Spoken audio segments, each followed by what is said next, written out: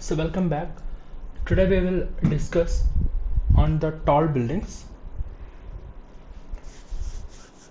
So tall buildings are defined differently by different codes. In this video we will see the introduction and some basic definitions on tall buildings.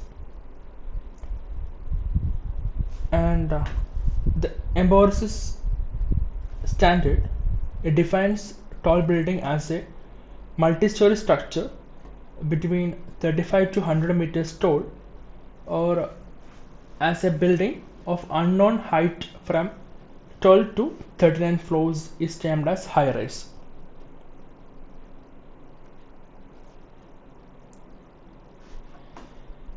The Building Code of India defines the high rise building as is the one with 4 floors or more, or 15 meter or more in height. The Conference on Fire Safety defines tall building as the same definition that given by the Building Code of Hyderabad. Then as the last one, we have the United States General Laws, defined as the high-rise being higher than 70 feet, that is 21 meter height. More than 21 meter height buildings are termed as the tall buildings. So what are the structural concerns regarding the tall buildings? So when you see a two-story building or even apartment having floors up to 4, the loads acting on the building will be entirely different on comparing with the tall buildings. So when I read through, the primary structural skeleton of a tall building can be visualized as a vertical cantilever beam with its base fixed in the ground. The structure has to carry vertical gravity loads and the lateral wind and earthquake loads, which are very severe in the case of tall buildings. The gravity loads, like for every building, they are caused by the dead and live load, and the lateral load, it tends to snap the building. It is giving some horizontal loading to the building, which will make it to topple.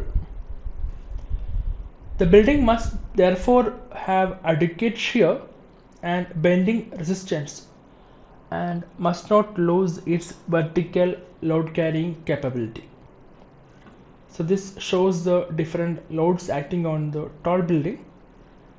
Like the snow load is a very special one. Dead load, live load, very common. It is subjected to the wind load, earthquake load, and some rare combinations of impact load as well as the blast loads. So as we seen from the last slide, the tall building should be good in taking the adequate shear and bending resistance laterally, and it should have enough vertical load carrying capability. Let's see the different structural systems of tall buildings. It includes the rigid frame,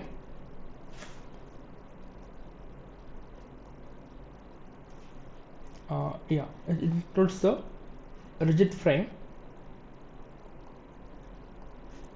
which consists of the columns as well as the beams.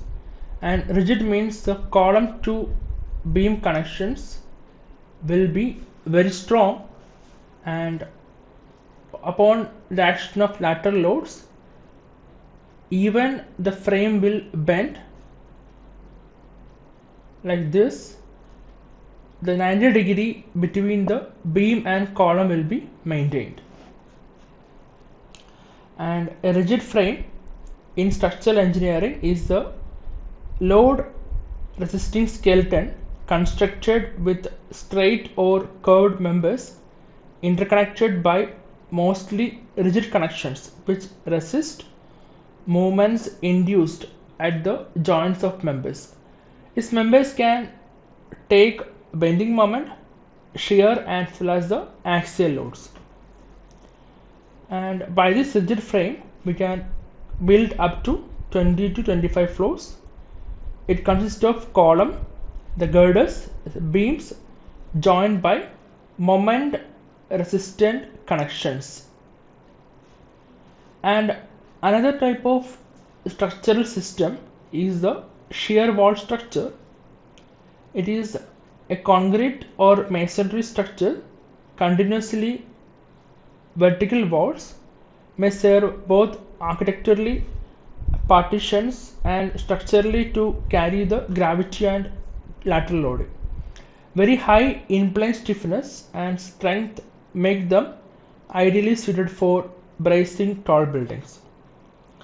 Usually built as the core of the building, and it can be used for making up to 35 floors. So if you see very tall buildings like this having numerous columns, mostly the inner portion will be like this, will be made by a shear wall.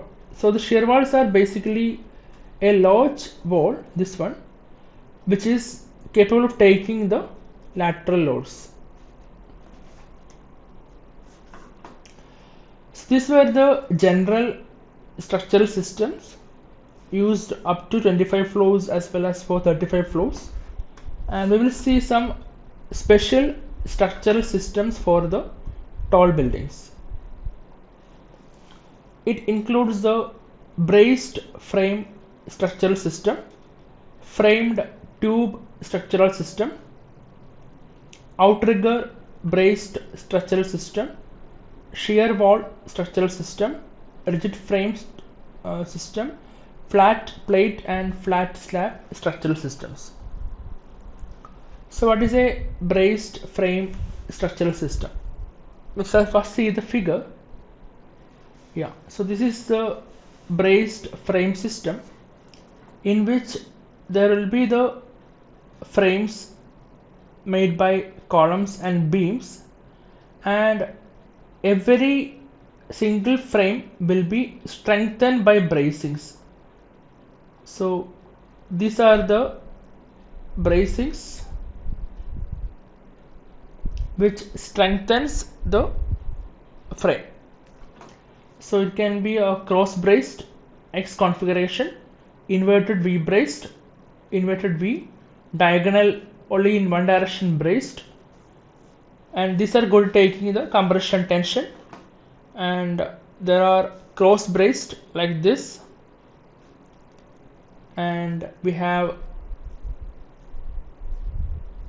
the eccentrically braced inverted U model bracings, as well as the eccentrically braced diagonal bracings. So back to the definitions.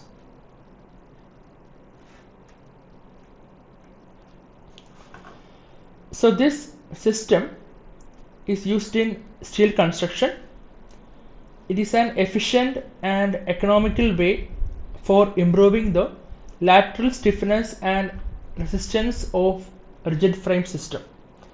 The bracing will almost eliminate the bending of column and beam by resisting the lateral load primarily through axial stresses, thus allowing for slender elements.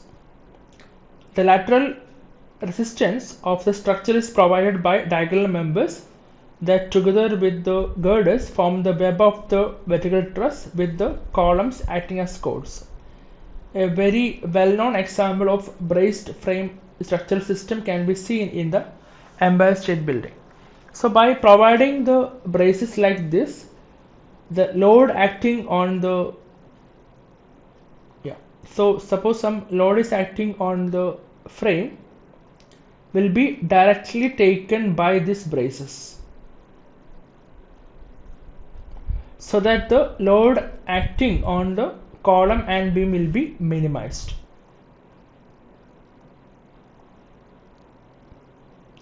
So next one is the framed. So here you can see the original pictures of the bracings. You can see the X configuration bracings on both the pictures. Next one is framed tube structural system. So this is a figure. In this one you have the tube-like arrangements inside the building which will take the lateral loads. We'll see in detail. This consists of exterior columns and beams that create a rigid frame, and the interior part of the system, which is simple frame designed to support the gravity. So by this framing this rectangular building, the outer frame is meant for taking the lateral loads and the inner frame is meant for taking only the vertical loads. So the building behaves like an equivalent to hollow tube, hence called as frame tube, and it is substantially economic and need half of material required for the construction of ordinary framed buildings. The lateral loads are resisted by various connections, rigid or semi-rigid, supplemented where necessary by bracing and truss elements. It is used for constructing the buildings of up to 60 stories. So this outer portion is meant for taking lateral loads and the vertical for taking the vertical loads. Next one is the outrigger braced structural system. You can see the figure here. So there are outer arrangements, outer frame elements having the braces, and it will behave good for the tall structure. The outrigger are rigid horizontal structures designed to improve building overturning stiffness and strength by connecting the core to closely spaced outer columns. So you can see here the outer columns, this here and here, are very closely spaced to this inner core. So central core contains shear wall or braced frames. The outrigger systems functions by tying together two structural systems, the core system and the perimeter system, and render the building to behave nearly as a composite cantilever. The outriggers are in the form of walls in reinforced concrete building and trusses in the steel structures. The multi-level outrigger system can provide up to 5 times the moment resistance of a single outrigger system. Practically, outrigger systems used for buildings up to 70 stories. So these are the figures for outrigger braced structural system. And the next one is the shear wall system, which we explained initially, and now we can see in a very clear way. Here you have the frames here. So these are the long vertical walls which may extend for an entire height of the building. You can see the shear wall 1, 2, 3, 4 are provided at various locations, and this is the 3D view showing the shear walls. So it is a continuous vertical wall .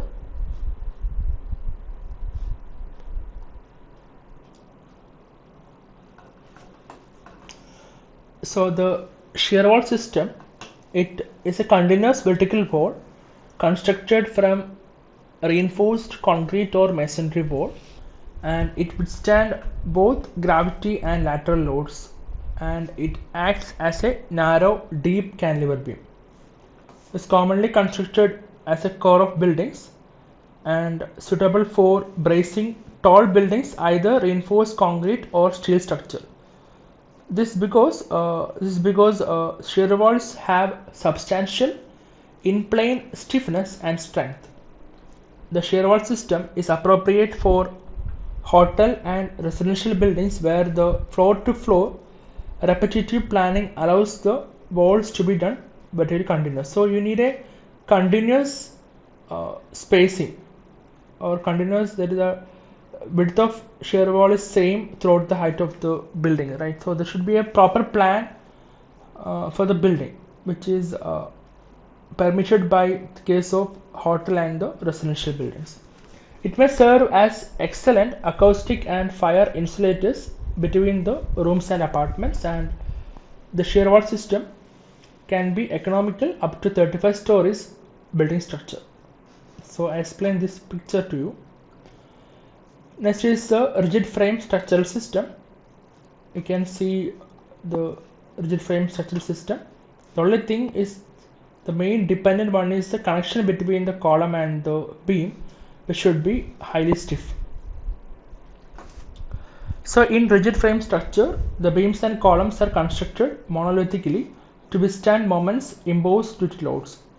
The lateral stiffness of a rigid frame depends on the bending stiffness of the column, girder and connections in plane. It is suitable for reinforced concrete buildings, and it may be used in steel construction as well, but the connections will be very costly to make a fixed one. Members of rigid frame system withstand bending moment, shear force and axial loads. 20 to 25 story buildings can be constructed using rigid frame system. Advantages of rigid frame include the ease of construction. Laborers can learn construction skills very easily, construct rapidly, and can be designed economically. The Burj Al Khalifa, which is the tallest structure in the world, is constructed using the rigid frame system. So the figure.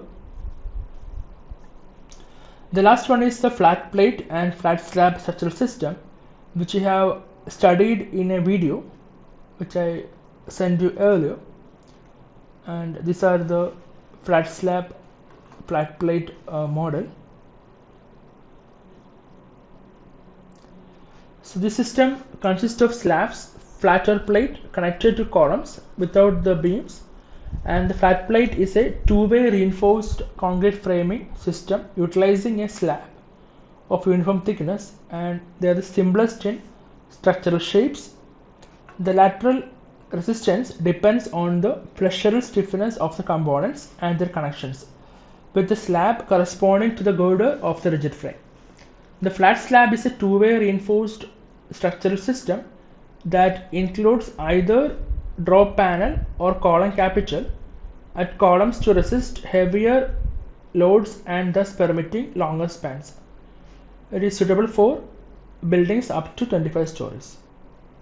So these are what we explained till now are the various structural systems that could be provided for the tall buildings.